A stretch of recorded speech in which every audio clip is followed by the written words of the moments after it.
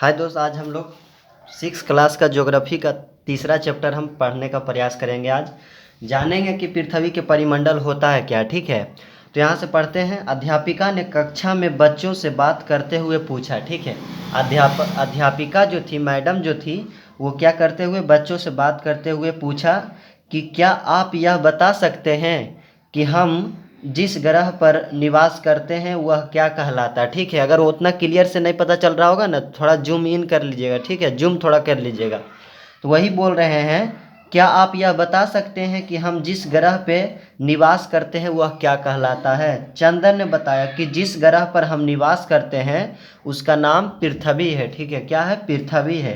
अध्यापिका ने कहा कि अब तक के अध्ययन के आधार पर यह पता चला है कि हमारी पृथ्वी ही एकमात्र ऐसा ग्रह है जिस पर जीवन पाया जाता है। मतलब अभी के अध्ययन के अनुसार से, पढ़ाई के अनुसार से, खोज के अनुसार से अभी तक यही पता चला है कि पृथ्वी ही एक ऐसा ग्रह है जिस पर जीवन क्या है, संभव है, चाहे जीवन पाया जाता है। ऐसा क्यों?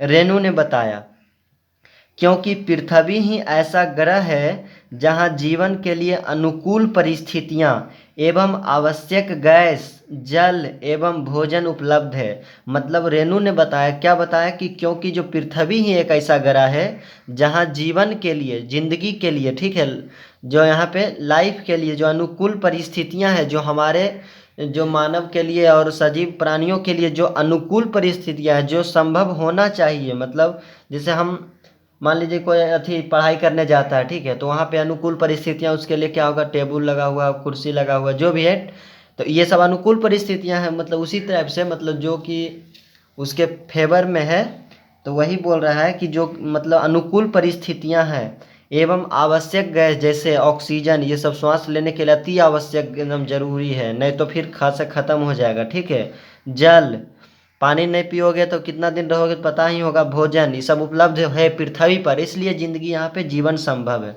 अध्यापिका ने कहा, भोजन और पानी के बगैर हम कुछ समय तक जीवित रह सकते हैं। यानी कि बिना खाना और बिना पानी के समय हम कुछ कुछ दिन, चाहे कुछ समय तक हम रह सकते हैं, लेकिन हवा के बिना तो हम कुछ पल भी जीवित नहीं रख सकते हैं। ठीक है, कुछ पल भी जीवित नहीं रख सकते हैं। अगर मान लीजिए 10 सेकंड 20 सेकंड के लिए ऑक्सीजन हटा दिया जाए, 10 सेकंड के लिए, तो फिर देखिए क्या होता है यहाँ पे मंजर, तबाही का मंजर। ठीक है, अब आगे देखते हैं। अब आगे बोल रहा है, इसमें आगे क्या बोल रहा है कि जहाँ भी इन तीनों चीज़ों में से किसी एक चीज़ की कमी है वहाँ जीवन संभव नहीं है। कौन से चीज़ों में? हवा, भोजन, पानी, ये सब जो चीज़, तीनों में से अगर एक भी चीज़ अगर गड़बड़ हुआ तो वहाँ पे जीवन संभव नहीं होगा। चंद्रमा और अन्य ग्रहों पर हवा और पानी नहीं है, इसलिए यहाँ जीवन नहीं है। ठीक है, इन तीन चीज़ों की उपस्थिति के कारण ही हमारी पृथ्वी पर जीवन पाया जाता है, इसलिए पृथ्वी सभी ग्रहों में अद्वितीय है। अद्वितीय मतलब इसके जैसा कोई दूसरा नहीं है। ठीक है, द्वितीय मतलब होता है कि दूसरा, ये मतलब इसके जैसा भी है। अद्वितीय मतलब इसके जैसा कोई नहीं है। अब पढ़ते हैं जल मंडल के बारे में कि जल मंडल क्या होता है। एक बार चंदन, विकास, ललन, रेणु और अशोक अपनी अध्यापिका के साथ नाव में बैठकर, ठीक है, नाव में बैठकर गंगा नदी की सैर के लिए निकले। उसमें उन्होंने कुछ जीवे देखे। किसमें? गंगा में। तो बताओ इनमें से गंगा नदी में क्या क्या देखा? मछली, घोड़ा, घड़ियाल, सांप, बकरी, चील, कबूतर, सांप, मेढक, ये सब। मतलब इसमें क्या देखा होगा जाति में? वो गंगा जी में मछली देखा होगा, घड़ियाल देखा होगा, ठीक है, घड़ियाल मतलब मगरमच्छ जो होता है, सांप देखा होगा, बकरी तो नहीं देख सकता, चील नहीं देख सकता, कबूतर नहीं, ये क्या है, सोंस, केकड़ा, केकड़ा भी देख सकता है। सोंस क्या होता है ये तो मुझे भी मालूम नहीं है। ठीक है, कुछ होगा तो वही, ये सब हो सकता है, समुद्र का जीव होगा। इसमें से कुछ है जो कि उसमें गंगा जी में देखा होगा। तो रेणु ने कहा, मुझे एक पौधा दिखाई दे रहा है। विकास ने पूछा, पानी में पौधा कैसे नजर आएगा? ठीक है, विकास क्या बोला कि पानी में पौधा कैसे नजर आएगा? अध्यापिका ने बताया, कुछ पौधे पानी में भी होते हैं जिन्हें जलीय पौधे कहते हैं। अभी आपको ये ध्यान रखना है कि कुछ जो पौधे पानी में होते हैं उसको क्या कहते हैं? जलीय पौधे कहते हैं। जल में रहने वाले जीवों को जलचर कहते हैं, ठीक है। जल में रहने वाले जीवों को क्या कहते हैं? जलचर कहते हैं। इन्हें भी हमारी तरह भोजन, पानी और हवा की ज़रूरत होती है। जो जल में रहता है जीव उसको हम क्या बोलते हैं? जलचर। और जो जल में रहता पौधा उसको हम क्या बोलते हैं? जलीय पौधा। और जल में रहने वाले जीव को जलचर कहते हैं। इन्हें भी हमारी तरह भोजन, पानी और हवा की ज़रूरत होती है, ठीक है। अब यहाँ से ये देखना है, अध्यापिका ने कहा, हम सभी नदी की सैर कर रहे हैं, बताओ पृथ्वी पर कौन कौन से जल भाग पाए जाते हैं, ठीक है। तो रेनू, मेरे घर के पास एक तालाब है। ललन बोला, मैं आहर में नहाता हूँ। आहरा होता है ना, आहरा, उसी में मतलब छोटा मोटा गड्ढा टाइप के, उसी को बोलते हैं आहरा। आहर में नहाता हूँ। अशोक, मेरे मामा सागर किनारे मछली पकड़ते हैं, ठीक है। मेरे मामा जो है क्या, ये कौन बोला? अशोक, की सागर किनारे यानी समुद्र किनारे क्या करते हैं? मछली पकड़ते हैं। चंदन बोला, कल मैंने अखबार में समुद्री तूफान के बारे में पढ़ा था। समुद्री तूफान, ठीक है, समुद्री तूफान। अब यहाँ से है, अध्यापिका बोली, बिल्कुल सही। तालाब, आहर, झील, सागर, महासागर इत्यादि पृथ्वी पर जल के विभिन्न भाग हैं, ठीक है। क्या है पृथ्वी पर? ये सब जल के क्या है? विभिन्न भाग हैं, अलग अलग भाग हैं। सम्मिलित रूप से इसे जल मंडल कहते हैं। अगर इस सब को हम एक शब्द में कहना चाहें, वन वर्ड में अगर कहना चाहें तो क्या कहेंगे? जल मंडल, ठीक है। ये सभी पृथ्वी के लगभग 71% भाग को घेरे हुए। कौन? जलमंडल। जलमंडल में कौची कौची आता है?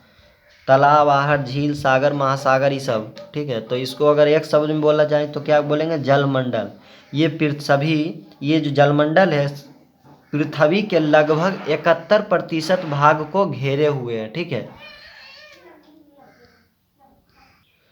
अब यहाँ पे आप लोगों को दिख रहा होगा, ठीक है। ये सब देखिए, ये हुआ प्रशांत महासागर, ठीक है। और ये यस टाइप का, ये वाला अटलांटिक, इंडिया के नीचे हिंद महासागर, ठीक है। और ऊपर आर्कटिक महासागर। और देखो इसमें किताब में एक बात और नहीं दिया है, ठीक है। ये जो होता है, ये नीचे में जो कहलाता है अंटार्कटिक महासागर, इसको हम दक्षिणी महासागर भी बोलते हैं, ठीक है। इसको यहाँ से ये सब मतलब यहाँ से कहलाता है। ये जो दक्षिणी महासागर है, प्रशांत, अटलांटिक, हिंद, ठीक है, ये तीनों के मिलाने से यहाँ पे नीचे में बन जाता है दक्षिणी महासागर।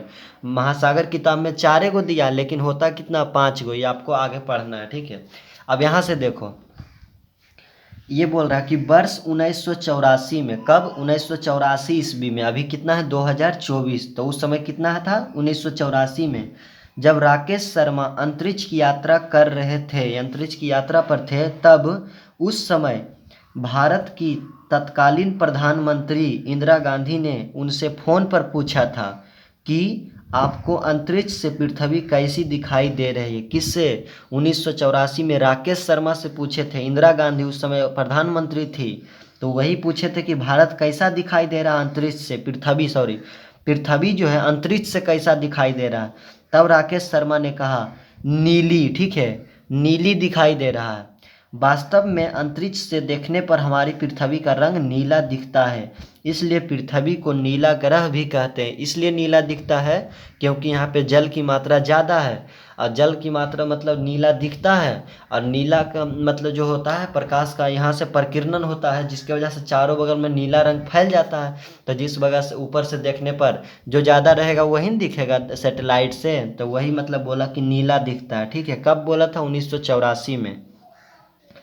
अब देखिए, नाव घाट से एरोनॉटिक्स क्लब तक की पद यात्रा। नाव घाट मतलब एक जगह का नाम है, एरोनॉटिक्स भी जगह का नाम है। उस क्लब तक पद यात्रा मतलब पैदल यात्रा। पद मतलब पैर होता है, यात्रा मतलब जो समझते ही होंगे ट्रेवल, यात्रा, तो वही यात्रा है, ठीक है। यहाँ से अध्यापिका 5 बच्चों को पैदल ही एरोनॉटिक्स क्लब,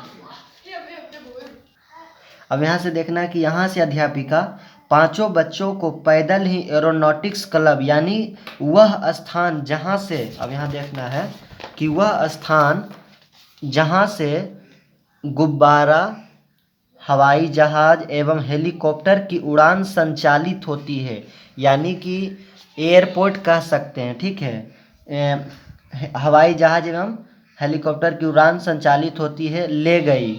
रास्ते में अध्यापिका ने बच्चों से पूछा, आपको यहाँ कौन कौन से जीव दिखाई दे रहे हैं? चंदन ने बताया, गाय, बकरी, कुत्ता, भैंस, ठीक है।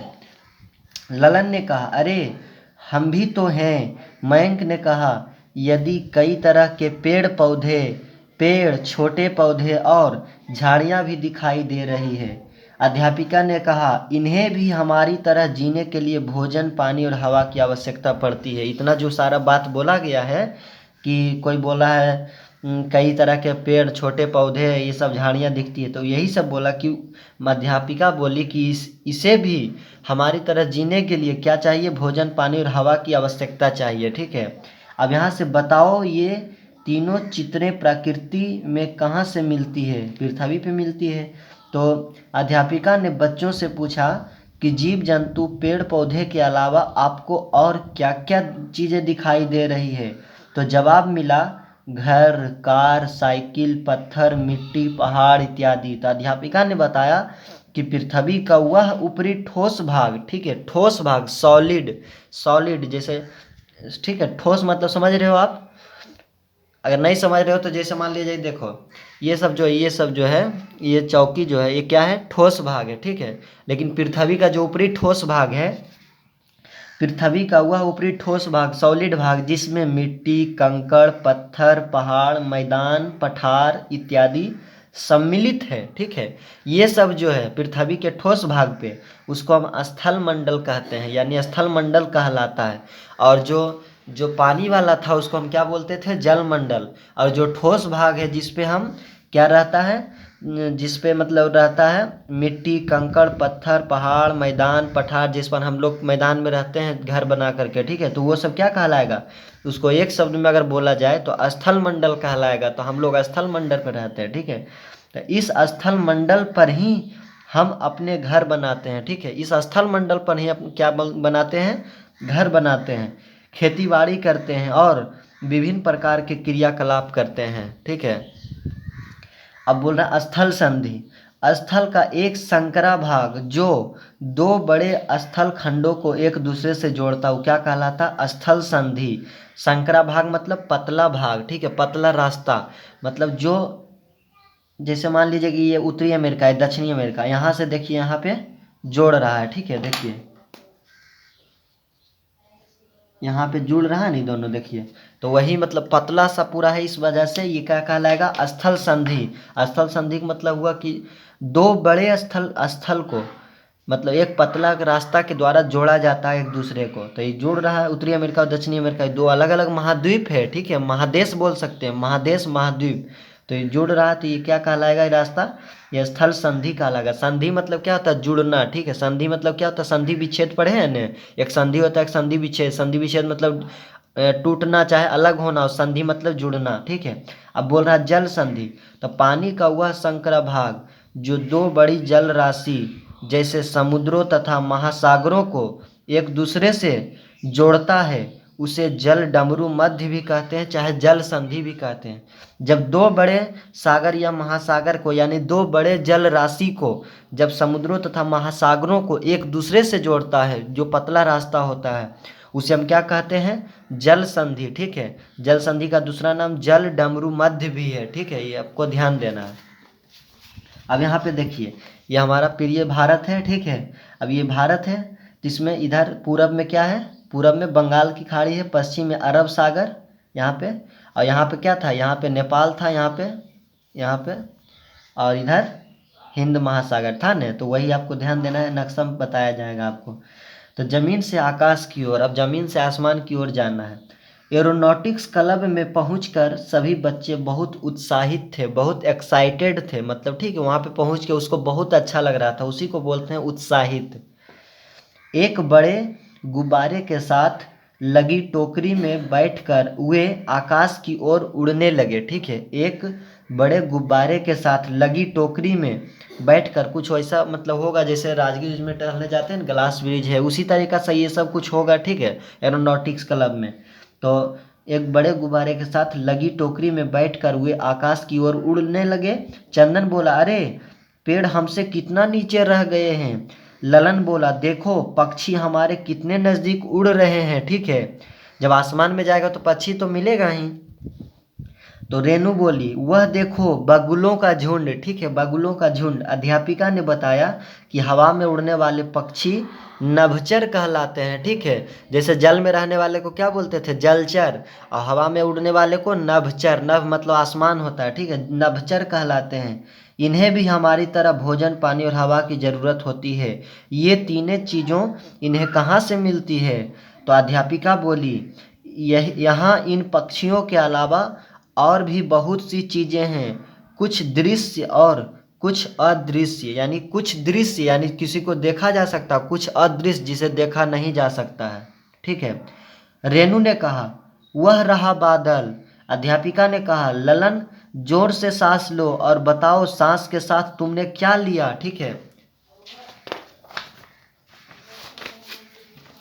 तो बच्चों ने एक साथ कहा हवा। श्वास के साथ क्या लेते हैं, हवा। हवा। ठीक है, अध्यापिका ने कहा, जल मंडल और स्थल मंडल को के चारों ओर हवा है जो कई 100 किलोमीटर की ऊंचाई तक फैली हुई है, उसे वायुमंडल कहते हैं। ठीक है, आज हम लोग यहीं तक पढ़ेंगे। अगला अगला जो वीडियो आएगा नेक्स्ट क्लास में आएगा। ठीक है, तो यहाँ पे फिर से एक मैं बता देता हूँ कि जब वो बोला कि सांस जोर से लो तो वो क्या लेते हैं, हवा लेते हैं। और जल मंडल और स्थल मंडल के चारों ओर हवा है जो कई 100 किलोमीटर की ऊंचाई तक फैला हुआ, उसे हम क्या बोलते हैं, वायुमंडल बोलते हैं। ठीक है, उसे हम वायुमंडल बोलते हैं। अब इसका आगे का क्लास हम लोग कल पढ़ेंगे। जय हिंद।